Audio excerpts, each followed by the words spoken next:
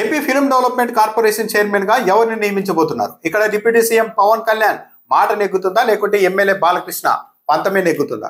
ఇప్పటికే నిర్మాత హరిహర వీరమల్లు సినిమా నిర్మాత ఏఎం రత్నం పేరును AP film development corporation chairman పదవికి తాను ప్రతిపాదించినట్లు పవన్ కళ్యాణ్ చెప్పారు. అయితే ఇఫ్ అండ్ బట్ అని కూడా అన్నారు. నేను ప్రయత్నం చేస్తున్నాను, జరుగుతుందో లేదో చూడాలని కూడా చెప్పారు. అయితే ఎమ్మెల్యే బాలకృష్ణ పోటీగా నిర్మాత డిఎల్ నారాయణ పేరును AP film development corporation chairman పదవికి సిఫార్సు చేసినట్టుగా కూడా చెప్తూ ఉన్నారు. సో పవన్ కళ్యాణ్ ఏఎం రత్నం పేరును ప్రతిపాదిస్తే బాలకృష్ణ డిఎల్ నారాయణ పేరును ప్రతిపాదించారు. ఇప్పుడు చంద్రబాబు నాయుడు ఎవరిని నియమిస్తారు? పైగా ఇటీవల ముఖ్యమంత్రిని చిత్ర పరిశ్రమ నుంచి కలిసే బృందం జాబితాలో తన పేరు 9వ స్థానంలో పెట్టారని అసెంబ్లీ వేదికగా మంత్రి దుర్గేష్ ను ఉద్దేశించి బాలకృష్ణ చాలా ఘాటుగా వ్యాఖ్యలు చేశారు. ఎవడు ఆ పేరు, నా పేరును 9వ స్థానంలో పెట్టింది అని కూడా నేను మంత్రిని అడిగానంటూ కూడా బహిరంగంగా చెప్పారు. ఇప్పటికే సినిమాటోగ్రఫీ శాఖ జనసేన చేతుల్లో ఉంది. దుర్గేష్ మంత్రిగా ఉన్నారు.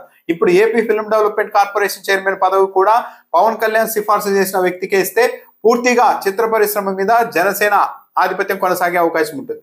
ఇప్పటికే జాబితాలో 9వ స్థానంలో పెట్టి తనను అవమానించారన్న ఆవేదనతో ఉన్న బాలకృష్ణ ఒకవేళ తాను ప్రతిపాదించిన వ్యక్తికి కాకుండా పవన్ కళ్యాణ్ ప్రతిపాదించిన వ్యక్తికి ఏఎం రత్నంకు ఫిల్మ్ డెవలప్మెంట్ కార్పొరేషన్ చైర్మన్ పదవి ఇస్తే ఊరుకుంటారా? ఒకవేళ లేదు, బాలకృష్ణ వైపే చంద్రబాబు నాయుడు మొగ్గు చూపితే, బాలకృష్ణ చెప్పిన పేరుకే మొగ్గు చూపితే, మరి అప్పుడు పవన్ కళ్యాణ్ క్రేజ్, ఆయన ప్రతిష్ట, ఆయన పట్టు ఎంత ఉంది కూటమిలో అన్న దానిపైన కూడా ఒక చర్చకు తావిచ్చే అవకాశం ఉంటుంది. సో ఇంకా చంద్రబాబు నాయుడు ఈ విషయాన్ని తేలుస్తారా లేదా అన్నది కూడా ఒక పెద్ద ప్రశ్నార్థకమే. చైర్మన్ ని నియమించకుండానే కాలయాపన చేసినా ఆశ్చర్యం లేదు. ఎందుకంటే ఒకవైపు పవన్ కళ్యాణ్, ఒకవైపు బాలకృష్ణ. పవన్ కళ్యాణ్ కాదంటే కూటమిలో లుకలుకలు ఉన్నట్టుగా స్పష్టంగా బయటపడుతుంది.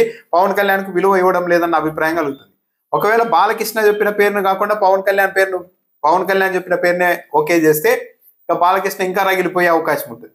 సో ఎవరికి ఇస్తారు అన్న దాన్ని బట్టి కూడా ఈ ప్రభుత్వంలో పవన్ కళ్యాణ్ కు ఎంత పలుకుబడి ఉంది, బాలకృష్ణకు ఎంత పలుకుబడి ఉంది అన్నది తేలే అవకాశం ఉంటుంది. మరి తేలుస్తారా, లేకుంటే ఇలాగే నాంచుకుంటూ కాలాన్ని గడిపేస్తారా అన్నది చంద్రబాబు నాయుడు గారి చేతుల్లో ఉంది.